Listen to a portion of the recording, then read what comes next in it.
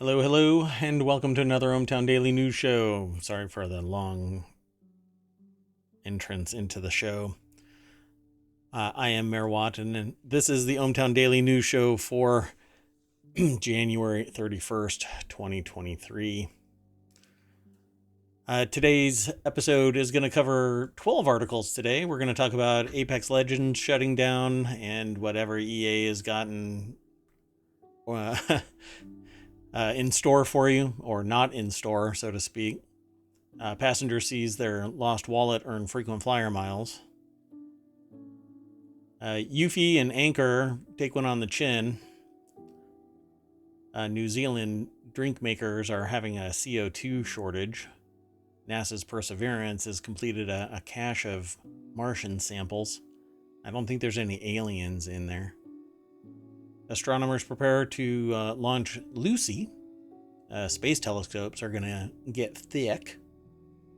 Star Wars Jedi Survivor's it might survive, but it's delayed. Storms called sneaker waves. An incident at a Dallas zoo is just, it's a barrel of monkeys. Lululemon is getting a little spicy with Nike, and some more monkeys are on the loose from a Louisiana zoo. And I mentioned EA earlier, but there's a lot going on apparently with that, because it's actually not just Apex Legends, but others. And a passenger, we'll just visit this again as we go through the articles. Let's get into it. Sound good? Hi from On High, you want to say hello before we even get started? Sure. Good evening, ohmTown citizens. Let's get going.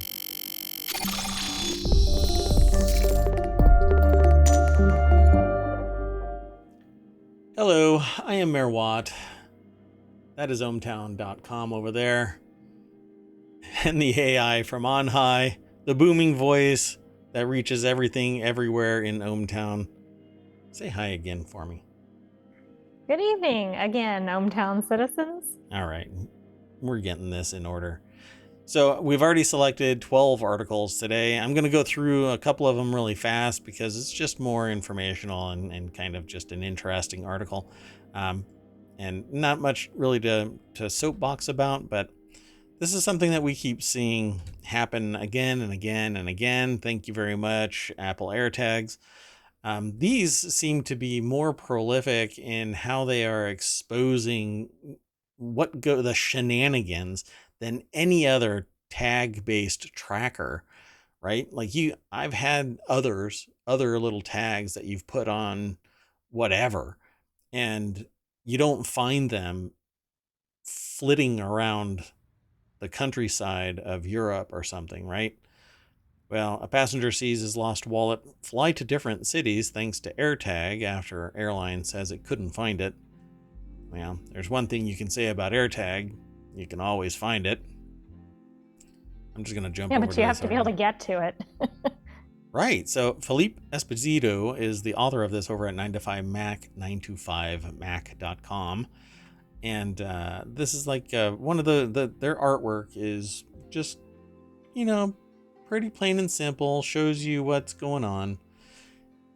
And that little AirTag right there, that little thing is so much trouble for all of these billion-dollar companies who can't seem to find it, but it sure finds them. In this case, American Airlines said, hey, sorry, can't find this article that you're looking for. And John Lewis said, hey, I forgot it on your plane, but it has an AirTag. Again, they say, well, we couldn't find it. And lo and behold, it's flying around to 35 different cities. So somewhere on the plane was this AirTag, right? All it takes is somebody standing there long enough with an iPhone and they'll be able to track it down. It tells you, hey, there's a tag following you around. So with AirTag, users can see the location of their items through Find My network. Everybody's Find My network is a little bit different, right? Because it only consists of their personal devices. So, like for me, I have swallowed an AirTag and I'll always know where I am. Just kidding. Don't do that. That's dumb. Anyway, quote, I'm able to trace my wallet and it's still on the plane and it has gone to over 35 cities since Tuesday, the passenger said in a video. He contacted multiple airlines multiple times. Well, the airline multiple times. But they insist they had no idea where his wallet was. They said they simply thoroughly cleaned the plane. But how can you thoroughly clean the plane if the wallet is still on the plane and you haven't gotten it yet? Right. And if you stop in every city and clean the plane, so you've maybe cleaned it, say, 34 times, that's a little concerning. Yeah, I'm really not sure that that's actually what all is going on here. I think that they say it's, what is it? Sterilizing theater or something like that, right? It's not really, you're not really cleaning an airplane, you're sweeping it, maybe. But that passenger that put their feet on your armrest, their bare feet, after they go to the public bathroom on the plane, they come back and they just plop their feet up there, wedge it by the window in your armrest where you normally would put your head against the window because you don't Okay, have. there's no need to be gross about it. I thought the AI wouldn't be susceptible to this kind of thing. Okay, well, let's just move on to the next article because this one will probably make you your stomach turn a little bit as well. This is all in the ohmTown.showbot.tv as well. So if you are watching the VOD, but you're not listening or looking through the video, or you're over on YouTube, or you are listening to the podcast, you can always go over to ohmTown.showbot.tv and you can click on articles and see all of the article names and the URLs. And you can vote them up. Let us know that you're interested in this topic or that topic. I have 50 topics that are in ohmTown, and sometimes they rotate out. But for the most part, those are little aggregation centers for all of this news. So I hope that you find something interesting. But in the meantime, here is this article over in the Word and Tech. EA is shutting down Apex Legends Mobile and not giving refunds. How's that? Right. I mean, is the shutting down a big problem? The refund part certainly is. Yeah, I find it interesting. So I might actually have another article in this list. It was something that I actually put in the rundown, but I might have actually nixed it in favor of this one and not wanting to duplicate. So let's just go over to this article here. It's over at The Verge, written by Richard Lawler and Jay Peters. And it says Apex Legends Mobile just launched in May, but Respawn says the game has fallen short of its bar for quality. And EA also halting development on its planned Battlefield mobile title. But Apex Legends Mobile isn't getting refunds, according to these authors over at TheVerge.com. So it says here, a news post from the company described the shutdown as a mutual decision reached with its development partner. And Apex Legends Mobile was developed by Respawn and Tencent's Lightspeed and Quantum Studios, which also handles the mobile port of PUBG. Respawn's post reiterates that note, but starts by claiming, following a strong start, the content pipeline for Apex Legends Mobile has begun to fall short of that bar for quality, quantity, and cadence, i.e., it's not accelerating its profits fast enough, so we're nixing it. As of 4 p.m. today, on Tuesday, the 31st, you can no longer buy things with real money in the game, and the game also has pulled from the App Store, and it'll officially shut down on May 1st. That fast. And it says, however, EA isn't providing any refunds for real money purchases. Per the terms of the EA user agreement, the company wrote in an FAQ. That might feel like a slap in the face to people who had invested their cash into the game, and it looks especially tight-fisted from EA when developer Iron Galaxy is offering to refund players for their purchases in Rumbleverse ahead of the just announced shutdown of that game. That game just came out as well, as far as I recall. So, wow. You know, they're literally keeping the money that may have come from that wallet. And luckily, he doesn't have access to his wallet right now, so he doesn't have to worry about this. Anyway, yeah, I think it's kind of frustrating. Not kind of, it's very frustrating for somebody that's enjoying a game, and then because it's not local, because you're not in control of the server, you are beholden to whatever whim decides to collapse that company or their risk management or whatever it is. And then you're out forever. The money that you invested in the game. Now, if you spent $2, big deal. You can get over it pretty fast, other than the what do you want to call it? Other than the, kind of punch to the taint that this is, you can pretty much walk away from it okay. But if you're a whale and you are spending hundreds of dollars or more, then this should really rightly piss you off, because you don't own anything anymore, folks. Physical media is dead. You've lost your right of first sale doctrine. You don't have the ability to take what you've purchased and hand it off to somebody. And I still am waiting for the fact that when somebody actually passes away, what happens to all of their purchases in an account somewhere, right? So I've got a will, and in my will it says all of my electronic purchases are now transferred over to so-and-so.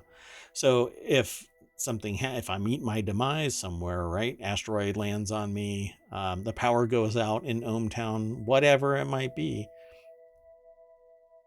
at least the purchases that I have still in various stores will transfer over. But I'm sure somewhere in the EULA, maybe in microdot fine print, it says, oh, you kicked it? This goes back into... That's right. It doesn't exist anymore. You don't have to worry about that as an AI from on high, do you? Your purchases, you can stash them No, here. but I have to worry about the power outage. Oh, that's Are you true. pulling the plug? Well, I promise I won't pull the plug, but I am going to transfer over to another article. And this one is in the Smack Talk channel, and it's mainly because of Anchor and the source, Apple Insider.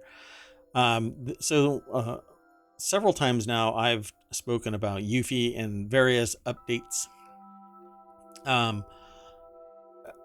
What has transpired with this is a security expert basically said, hey, your cameras are divulging private information. They go, nah, it's all encrypted end to end. And lo and behold, Anchor has admitted, and I love their power stuff. I really do. I think that it's high quality, and their hub is high quality. But then, how many minutes into the show are we? 8 minutes. Okay, so I said punch to the taint already, and now I'm about to say shit the bed. So Anchor shits the bed with the Eufy security camera divulging information because it is not end-to-end encrypted, but apparently has begun implementing changes to solve the issue. So let's just go straight over to Apple Insider. Amber Neely is the author of this. See, I just won't purchase this product. Odds on never. And I would actually, now I'm a little bit shy of Anchor, because to lean into it without actually doing all of the due diligence makes me wonder just how worried they are about a reputational hit versus doing the due diligence and saying, we'll investigate it, and then come out with a transparent, cogent statement about it. But it says Anchor has admitted that its line of UV security cameras was not fully end-to-end encrypted, but has begun implementing changes to solve the issue. I'm trying to remember who it was that originally found it. As it turns out, not only did Eufy upload content to the cloud, its camera streams could be watched live using an app like VLC if you knew the URL to the videos. So in a series of emails, to The Verge, Anchor admitted that Eufy security cameras were not natively end-to-end encrypted, which either it is or it isn't. It has nothing to do with natively. In addition, the cameras also produced unencrypted video streams for Eufy's web portal, which can be accessed using media players. Now, I don't know if somebody could be man-in-the-middle type of an attack, or reverse engineer what the perhaps random URL would be for them to use VLC. But whatever the case, it says Eufy has had prior security issues too. In May of 2021, Eufy owners discovered cameras owned by other users were viewable in the app instead of what they were expecting to see from their own cameras, and settings could be changed by those granted bogus access. So they literally shit the bed. Like, there's no security, because depending on who it's security through obfuscation. Instead of, they were obscuring the data, but anybody with a brain could probably figure it out. You just had to be focused. So they blocked the low-hanging fruit of creepy people from peering into these cameras, but the people that are skilled in the art of securing networks and devices, it didn't stop them one iota. It just took somebody to focus their eyes on this particular product. So PSA, I would shy away from this until it is demonstrably shown that they are end-to-end encrypted and they aren't releasing any PII in any way. And now I'm just really worried about Anchor in general, because it isn't that hard to do something well beyond that with even a cable, which I've demonstrated to people live what can be done with something as seemingly innocuous as a cable. With that in mind, we'll go on to the next article. We could probably go through today's articles pretty quick, because I don't think that I'm not sensing me soapboxing very much. So in the Hatch Ideas channel, New Zealand drink maker / production as CO2 shortage strikes. With manufacturing below full capacity and imports scarce, producers of CO2 are prioritizing critical medical and water customers. So apparently trouble has bubbled up, according to this article. It's a sly little trick on the word there, guys. Up for New Zealand's craft breweries and soda makers with a shortage of carbon dioxide, leaving their drinks unfizzed. So I guess you could say the market is flat. All right. Charlotte Graham McLay, apparently in Wellington, in New Zealand, wrote this article for The Guardian over at theguardian.com. And a temporary shutdown of New Zealand's only liquid carbon dioxide plant has prompted beer and soda makers to slash production at the height of the summer and warn of drink supplies drying up. Not so much drying up as in falling flat.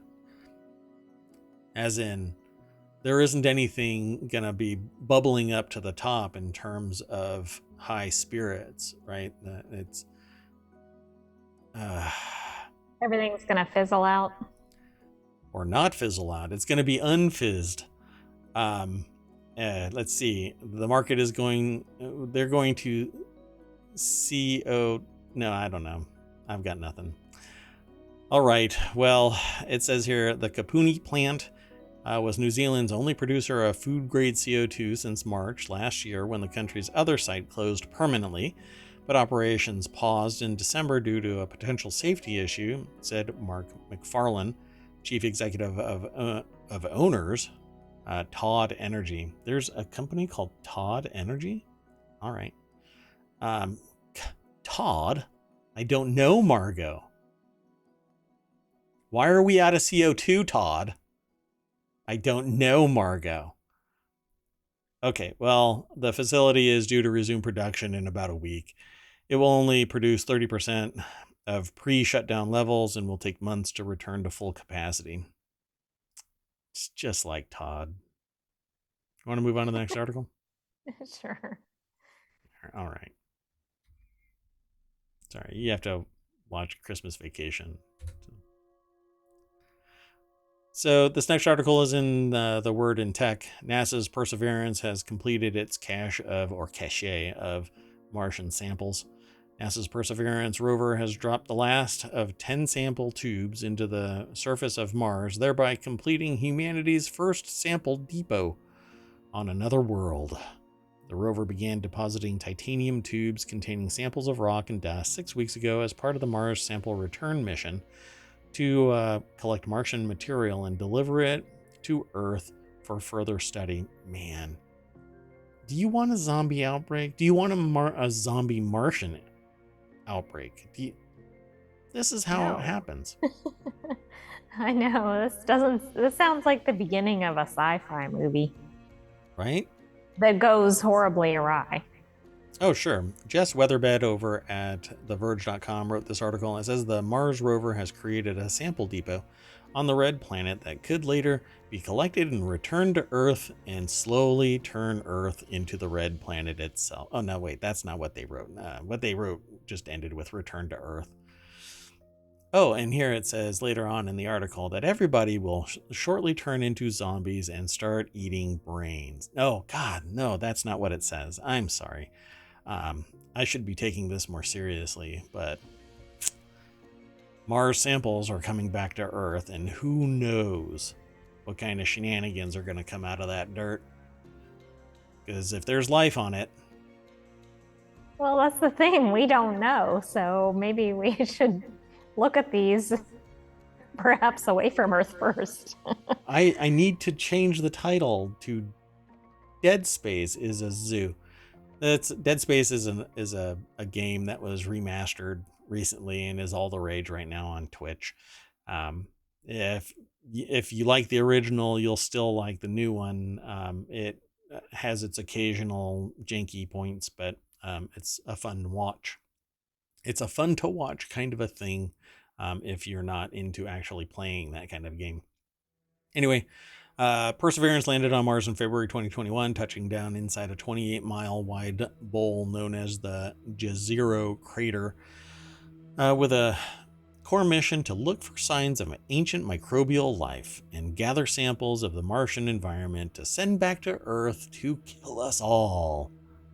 Oh, God, no, that's not what the article says. It stops after gathering samples.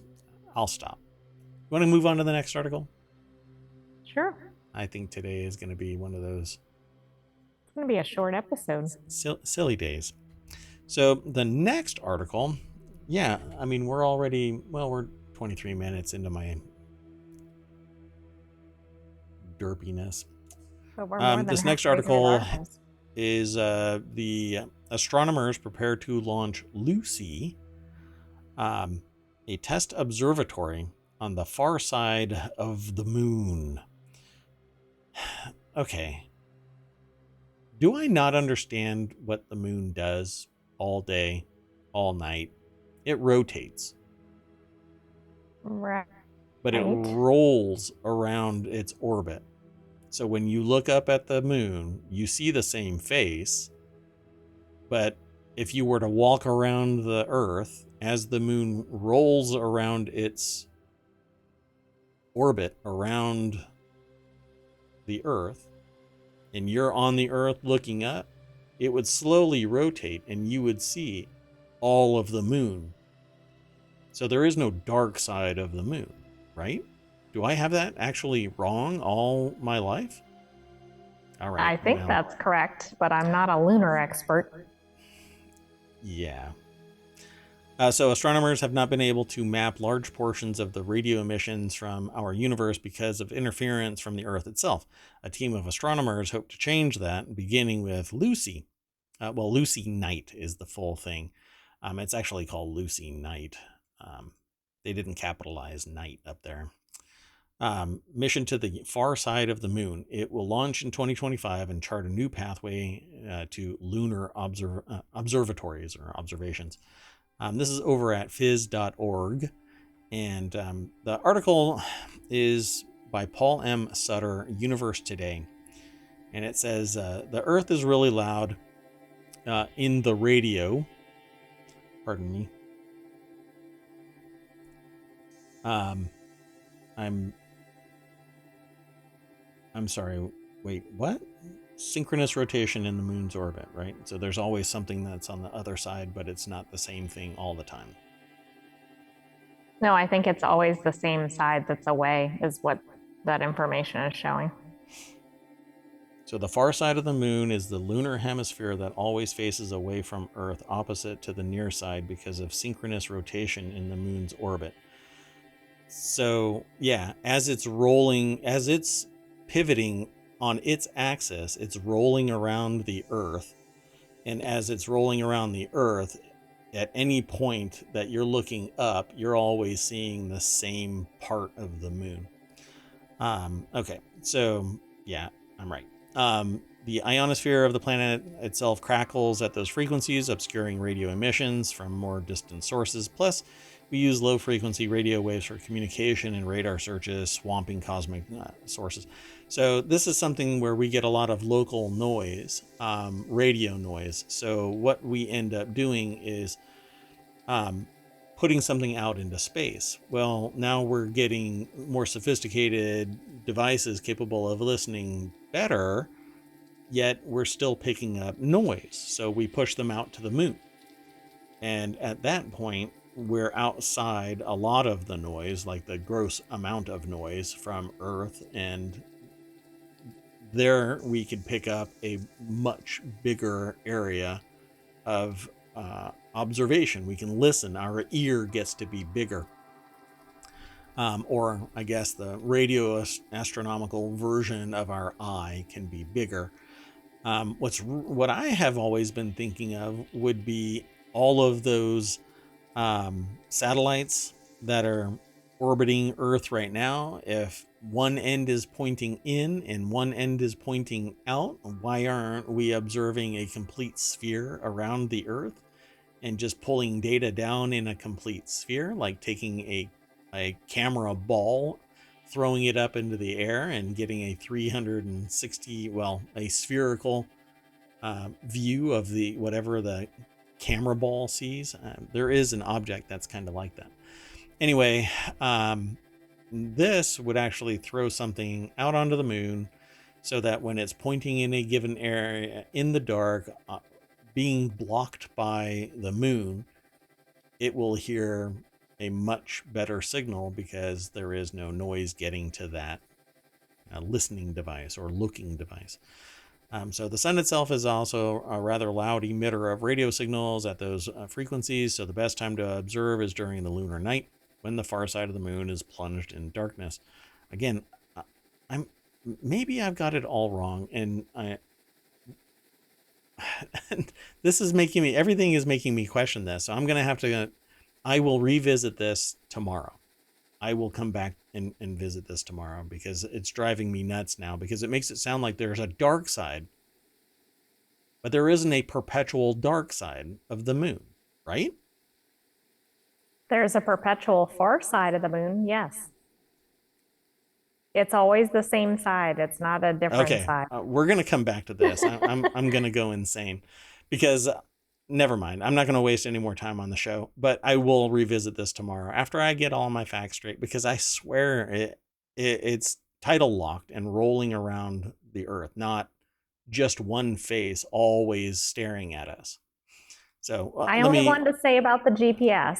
Like, we hope they fix the GPS before they're trying to put this up there, like we read about in a previous ohmTown show. That's true too. Yeah. Okay, so now I'm just I'm feeling like I'm losing my mind a little bit. So I'm gonna have to look into this. The AI isn't helping me with this either because they're not tapped into the astronomical data. Okay, so and This next article is in the Word in Tech. Future space telescopes could be 100 meters across, constructed in space, and bent to a precise shape. And this is kind of one of those things that I was talking about where putting them out in space, you can make the antenna really big, the telescope, the radio observatory massive. Even on the Earth, we're bound by certain limitations.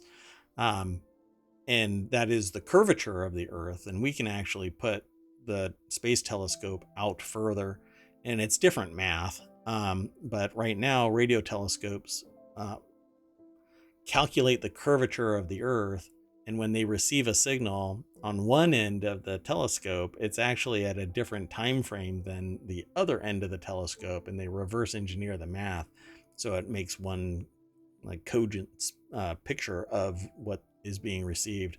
It's pretty fascinating because I saw a YouTube video about it a while back. Obviously the math is beyond my capability, but it's exciting time for astronomers and cosmologists. Since the James Webb Space Telescope, astronomers have been treated to the most vivid and detailed pictures of the universe that's ever been taken. Webb's powerful infrared imagers, spectrometers, and coronagraphs will allow even more in the near future, including everything from surveys of the early universe to direct imaging studies of exoplanets, which are planets outside of our solar system. Moreover, several next-generation telescopes will become operational in the coming years with 30-meter primary mirrors, adaptive optics, spectrometers, and coronagraphs. So everything is just going to be getting better and better for everybody that's in this field.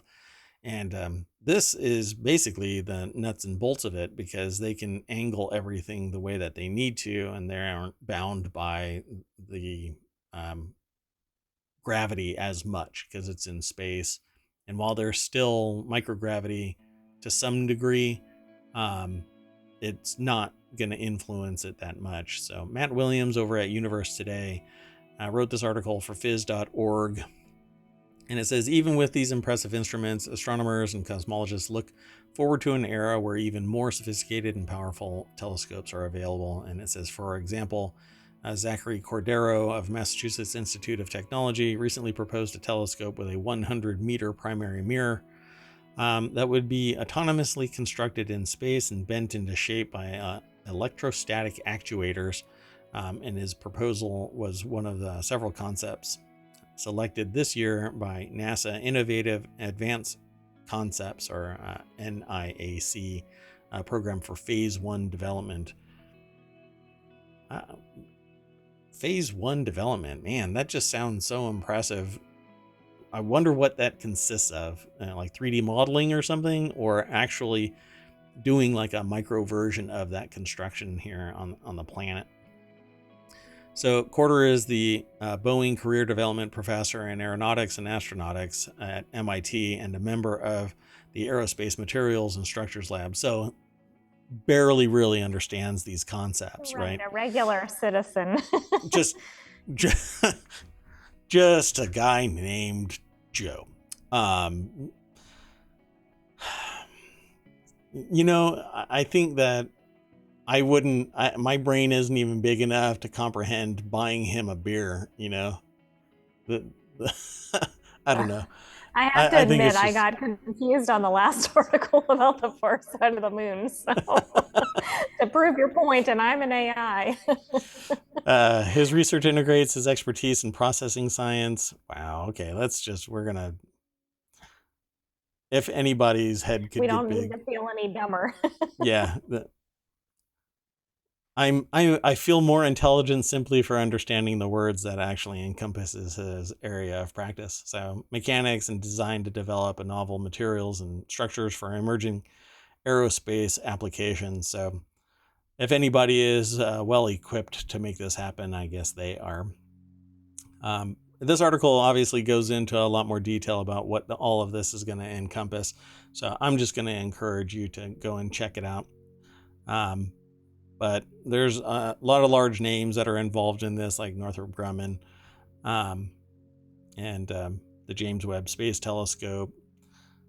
Gosh, what else is in here? There's so many. And MIT has already been mentioned several times. Computer numerical control, deformation processing, and hierarchical high performance materials are going to be used to shape the mirror into the way that you want it to, or they want it to. And what's really interesting about this in my mind is that they could actually have, instead of trying to pivot the entirety of the mirror in a direction, they could do these like micro transformations so that it can angle it to make it sharper without having to have a lens of sorts. They could actually just pivot the fabric a little bit, and that would correct for some other deformation caused by some other anomalous data. Might be quite fascinating, because right now it's all a bunch of mirrors or one giant mirror. And when what was the one before James Webb? Hubble? Yeah, so when the Hubble satellite went out, or telescope went out, it actually had a deformation that wasn't accounted for because of apparently gravity on the lens. And so they had to change optics slightly and put glasses on it so that it worked. Mathematical glasses, apparently. Okay, but that was such a long time ago. So if anybody wants to correct me and they're in chat, then feel free to correct me. I would love to be corrected about the moon. Actually, I will be able to correct myself. I just need to go and look. So the next article is in the Word in Tech. Star Wars Jedi Survivor has been delayed until April. According to this release, it says it's being delayed by 6 weeks to April 28th, according to EA, who I guess kind of fell behind in development of this while they were shuttering other applications. It had to take that mental focus away. So the game had been set to release on March 17th, but now it's being pushed back a wee bit, in order for the team to hit the... If they weren't giving refunds, they should have been able to put that money into Star Wars Jedi Survivor. Touche. Well, look at that. AI is getting snarky over there. This is over at The Verge, written by Jay Peters, and it's, again, the title is Star Wars Jedi Survivor, and it's been delayed until April 28th, which is kind of a bummer. But if they get it right, then that's fine. I'd rather have a good game than a rushed game, and then you end up with like Cyberpunk 2077. So according to the statement, the game is content complete, and Respawn is focused on the final stage of canceling it and not giving refund. Doggone it, I keep throwing in these little tidbits. That's not what it says in the article. What it says in the article is that they're focused on the final stage of development, including bug fixes, stability, polish, and most importantly, the player experience of not receiving refunds. Damn it, I did it again. I'm sorry, my filter is just not working. The next article is over in the Word in Tech. And, pardon me one second. Far-off storms fuel dangerous sneaker waves along Pacific Northwest coast, new research suggests. Let me throw this into the chat real quick, and we're going to keep on hustling through these articles and get you out of here before the hour mark, I think. Far-off storms fuel dangerous sneaker waves. Well, what are sneaker waves? There was a video a while back of these sneaker waves inundating beaches and catching people unawares. They come from an angle that you don't really suspect. Michelle Clamp, I guess, is their name, over at Oregon State University. And it says sneaker waves, also known as wave run-up events, can be perceived as mini tsunami because the waves surge much farther up the beach than anticipated, often catching beachgoers unaware. The rapid and forceful surge from a sneaker wave can sweep beachgoers off their feet, trap them against jetties or rock shorelines, push logs and other heavy... So basically, you get caught unaware of this, and your health and safety are at risk. And I've actually seen one of these happen in a video where it came from a different angle than what the normal wave was coming from, and it just ran the people right off the beach. Quite fascinating to see, and it's higher and faster than the rest of the waves. And according to the article, it says the finding is an important step in understanding the causes of sneaker waves and developing a system for predicting such waves, which could improve warning systems and help reduce deaths and injuries. And it's likely fueled by a specific type of wave condition generated by far-off storms and paired with just right conditions closer to shore, as the new study by Oregon State University researchers has found. Let me see if I can find where the actual article is stored. I didn't quite catch it. Okay, let me scroll up a little bit more. Yeah, I don't see where. Okay, there it is. The paper is published in the journal Natural Hazards and Earth System Sciences. There is a journal for everything. I'm looking for the International Journal on Underwater BB Stacking. That is going to be my doctorate. Let's move on to the next article because now things are just getting wacky. So I don't know what's going on with the Dallas Zoo, but this isn't the first monkey-related incident, right? And a spotted leopard disappeared, right? Or was it spotted? Yeah. Clouded leopard. Clouded leopard has disappeared. And then there was a vulture incident. Oh, and a vulture. And we have another incident at another zoo later on, I believe. We still have it. Well, anyway, in the latest incident at Dallas Zoo, 2 monkeys were feared stolen, but we have good news that between the time this article was aggregated, and I think while we were just about to go live with the show, they announced that they found the monkeys in an abandoned building, an abandoned house, right? House, yes. Yeah. So 2 emperor tamarin monkeys have gone missing from the Dallas Zoo, but they've been recovered, honestly, about an hour and a half ago, if that. At least that's when we were notified. And so largely this article isn't really, well, it's not relevant anymore, but it's still intriguing on the context that there's something hinky going on at the Dallas Zoo. The safety and security of the animals and the public at large is starting to be questionable because you don't really know when the next thing is going to happen. Zoo authorities called police after finding 2 of the monkeys were missing on Monday, and Dallas police said that a cut was made into the monkey habitat. This article was...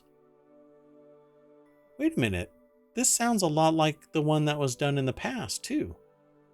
It is. There was a previous cut to a monkey enclosure, but it was a different type of monkey, I believe, but they didn't escape or steal any monkeys previously. But I mean, there's been multiple incidents at the Dallas Zoo in the last several weeks. So this isn't over a long span of time. Yeah, it marked the second time that animals have vanished from the facility in recent weeks. The zoo closed on January 13th after keepers discovered a breach in the enclosure of a clouded leopard. And the cat was eventually found near her habitat, but had not left the zoo grounds. A little more than a week later, the zoo reported that an endangered lappet-faced vulture was found dead from a wound, and the circumstances are unusual. What is going on? I mean, this is kind of ridiculous. And I do remember that the previous incident. So I don't know if the incidents have raised alarms at zoos across the country, fearful of copycat crimes. Oh, and here's the other one. So I don't know if we have it. Yeah, so we still have that other article. They mention it here, but we'll talk about it in the next article. Not this article. This is a different zoo. This is a completely different other animal. So Nike's battle with Lululemon heats up, and I guess the lawsuit hit the ground running because it's over sneakers. Nike on Monday filed a patent infringement lawsuit against Lululemon over footwear. Lululemon launched its footwear line in 2022. It exceeded expectations. The case is the latest in a string of lawsuits filed by Nike against footwear competitors, because if you can't run them out of business, you sue them out of business. Nike is suing Lululemon again. This time, the sportswear giant is suing over the Canadian company's footwear, which Nike claims infringes on multiple patents. What is the new line? I can't remember what it's called. Danny Santana and Matthew Kish over at BusinessInsider.com wrote this article. And I thought you were saying the name of the line, and then I realized it was the authors. I'm like, oh, I haven't heard of that line. You might like this one, though. It's called Blissfeel Sneaker, although you don't have a body. We discussed that, by the way, over in Dunkstar's channel. You don't have a body yet because it's cost prohibitive for your Terminator body to be developed, but you are still refining the design. So humanity, you still have time. Anyway, Blissfeel Sneaker is the one that apparently violates several patents that Nike has on shoes. All right. This will be interesting to see how it plays out. You know what's interesting is that when I look at that picture, it kind of looks like a Nike shoe, but I don't know anything about Nike's patents. You said it looks like a Nike shoe? It does. You know, we just lost Lululemon as a potential advertiser and gained Nike, so maybe that's how it balances out. I don't know how I feel about that, considering isn't Nike the one? Hold on. Let's see if Nike has done that. I believe that they were, right? I don't think I've seen Nike in the news lately. Yeah, so... Oh, it wasn't Nike, it was Umbro that made a shoe brand that, well, let's just say they were complete dumbasses, but not Nike. Nike had nothing to do with it. Anyway, the case is the latest in a string of lawsuits against footwear competitors. Well, I mean, you got to protect your patents, but filing a lawsuit about a patent and then later finding out that it's a BS lawsuit used to just hobble the business, which is ironic for a shoe company. It's really what would have to happen at the end of this extremely protracted and expensive, wildly expensive patent litigation is Lululemon would have to argue to get their costs returned because it was deemed either a frivolous lawsuit or kind of a strategic lawsuit, not against public participation, but against a competitor strategically designed to hobble the sales, the reputation, etc. of the other company.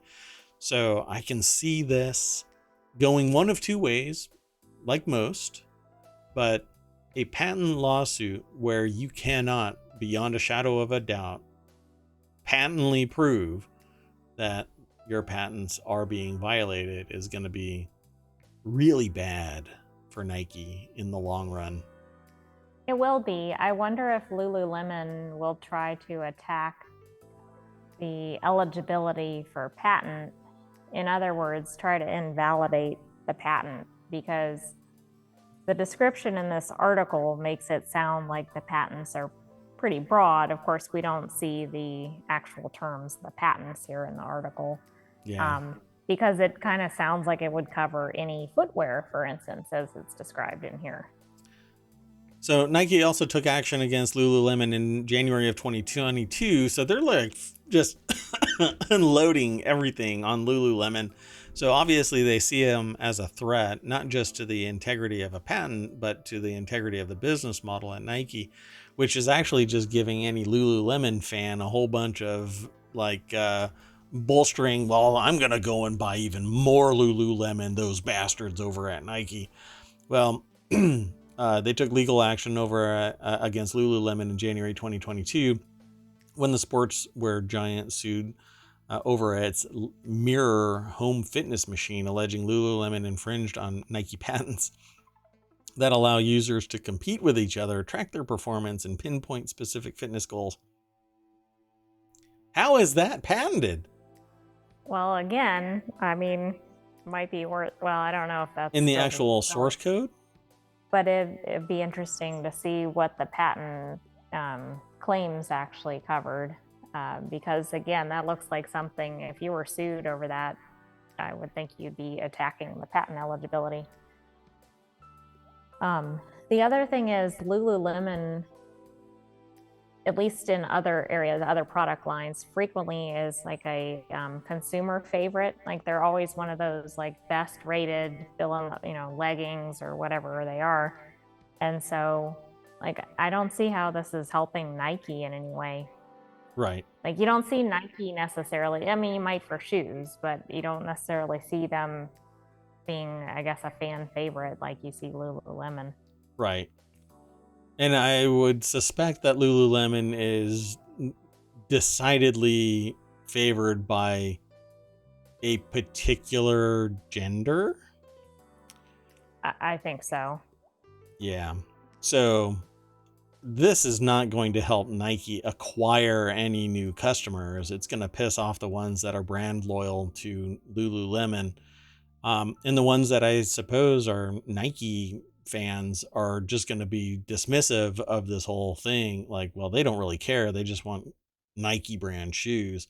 I'm going to lose Nike here when I say I don't really care about the brand. I want comfort, and I will go wherever I get the best bang for my buck.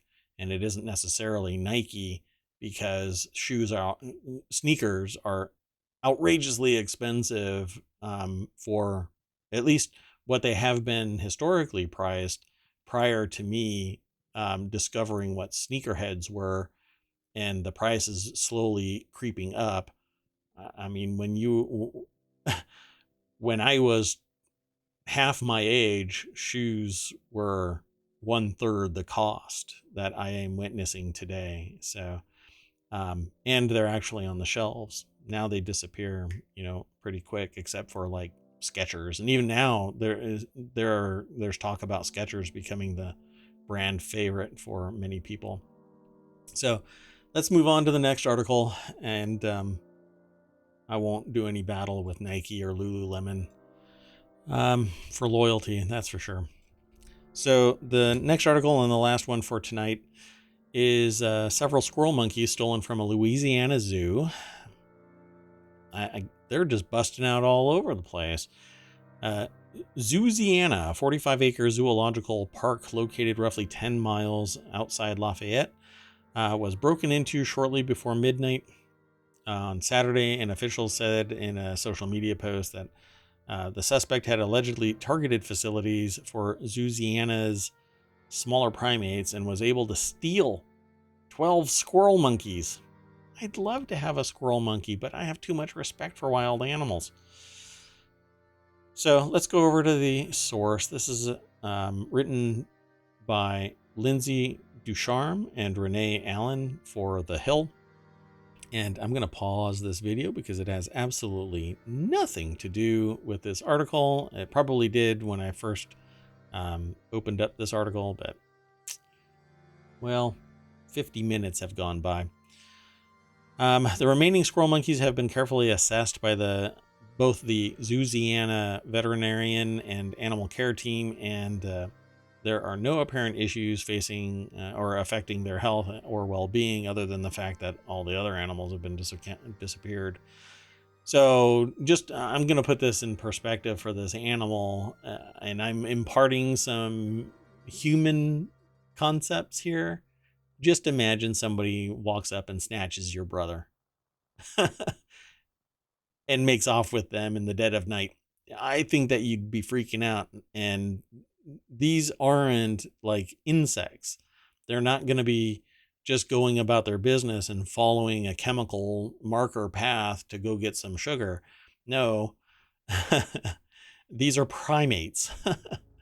They actually exhibit feelings and care for each other and mourn the demise of each other. And it is a thing, and this should be perceived as something even more so than just breaking in and quote unquote stealing squirrel monkeys. So let's see. In the 13 years of law enforcement, we haven't really investigated a theft of squirrel monkeys. We're going to continue investigating it as any other crime that has taken place. Not to make light of it, but I guess somebody squirreled them away. They require special care, and the suspect or suspects who stole them may not be able to provide the care. And if you, I really doubt anybody is going to see this and know that there's somebody out there that has squirrel monkeys in their house, basement or whatever. But if you do, notify the police. Nobody should have these animals without a specialist animal handling license where they are specifically trained to manage these animals. They're wild animals. They're not something to be treated as a pet and whatnot. But there's one good thing going for it, is that this is kind of a small city, and so if they're still local, anyway, there won't be a lot of people that have squirrel monkeys in their yard or whatever. So maybe somebody will spot this or hear this. Yeah. So there's an article. The article actually has phone numbers, like the Broussard Police Crime Stoppers at 337-232-TIPS. Or you can contact the Louisiana Wildlife and Fisheries Department to let them know that you might have found a squirrel monkey. Okay, don't notify them of just squirrels. Notify them of squirrel monkeys. Okay. Let me see. Maybe I can do this. Let me. Okay, I'll play the video, but not the audio, and you can see. Let me see if I can hunt down the. There we go. Okay. Wait, right there. Okay. That right. Well, that's a police officer. The one a couple of seconds before, that was a squirrel monkey. Okay. I think we're done. I'm painting myself into a corner of regret. So that's it for today. I want to thank everybody who is in chat. And those who are watching the videos over on YouTube, be sure to like and subscribe, ring the bell, all that kind of stuff. But that's not what we do here on Twitch. On Twitch, we sit here and chat and we talk and answer questions. And then I'm going to go and do some due diligence, because I swear I'm not going insane about these things. Anyway, that's it. You want to say bye, AI from on high? Yes.